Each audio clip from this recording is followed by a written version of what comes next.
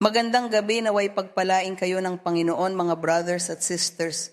Pagpalain kayo ng Diyos. Isang malaking kagalakan ang makasama kayo rito. Alam ko na nagbabasa kayo ng Biblia, nag-aaral ng doktrina, nagsisikap kayo, nagsisikap na ma-please ang Diyos. Iyan ang mahalagang bagay.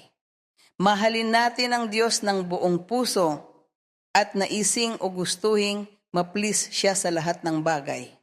At kahit may mga kahinaan o mga bagay sa atin na hindi natin maibitawan o maiwan, nakikita ng Diyos ang intensyon ng puso.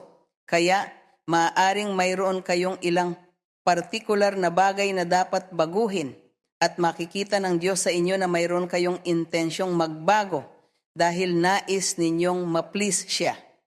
Kapag nagmamahal ka, pinaliligaya mo ang nilalang na iyong minamahal. Nais mo silang ma-please sa lahat ng bagay kapag mahal mo ang isang tao.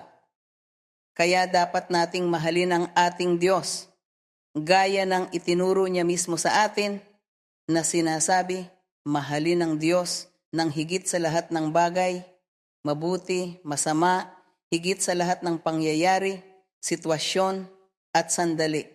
Higit sa ating mga pamilya, sa mga miyembro ng pamilya na sumasalungat sa atin, kapag sinusunod natin ang landas ng Diyos. At higit sa kanila, dapat nating mahalin ang Diyos higit sa mga kaginhawaan at kahirapan, higit sa pagdurusa, sa kapighatian, kapaitan, higit sa kaligayahan, kayamanan o kahirapan o anuman ito. Higit sa lahat, mahalin ang Diyos.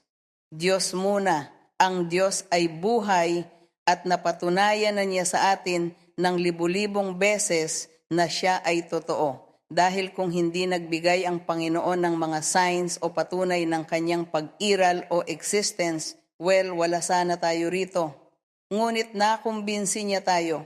Napakaganda kapag ang isang tao ay nagsasalita sa ibang mga wika o mag-speak in tongues at hindi ito mapipigilan ng tao, hindi rin sila maaaring magsimulang magsalita sa ibang wika o mag-speak in tongues dahil lamang sa gusto nila. Hindi nila kaya. At kung nagsasalita sila sa ibang wika o tongues, hindi nila ito maiiwasan.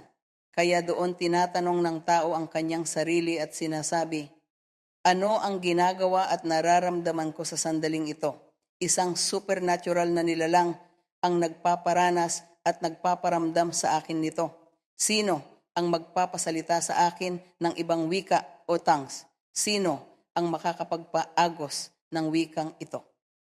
Hindi kaya ng isang tao. Hindi kaya ng siyensya, hindi kaya ng teknolohiya, walang makakagawa nito. Tanging ang isang supernatural na nilalang na namumuno sa universe. Kaya ang ating Diyos, sa kabila ng katotohanan na ang Diyos ay nagiging tila isang misteryo sa sangkatauhan, para sa atin, ang misteryong iyon ay natutuklasan na at nararamdaman na natin ito sa ating pagkatao.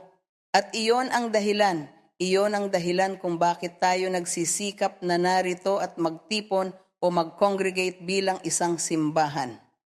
Nagtitipon o nagko-congregate tayo dahil ito ang sandali kung kailan nagsisimulang magpahayag o mag-manifest ang Diyos sa ating mga buhay, sa ating mga puso. Siyempre, kapag nasa ating mga tahanan, sa ating tinitirhan, tayo ay nananalangin sa Panginoon o nagbabasa ng isang talata o passage at nananalangin, ang Diyos ay naroon, pinagmamasdan tayo, nakikinig sa atin. Ngunit ang pinakamagandang bagay ay kapag sinabi niyang magtipon o mag-congregate, dahil sa pagtitipon o pagko-congregate, mas nagmamanifest ang Panginoon. Doon naroon ang mga spiritual gifts, ang Panginoon na namamahagi ng mga spiritual na bagay sa bawat tao upang ang bawat isa ay makapaglingkod sa Diyos. Makapaglingkod sa Diyos, paano?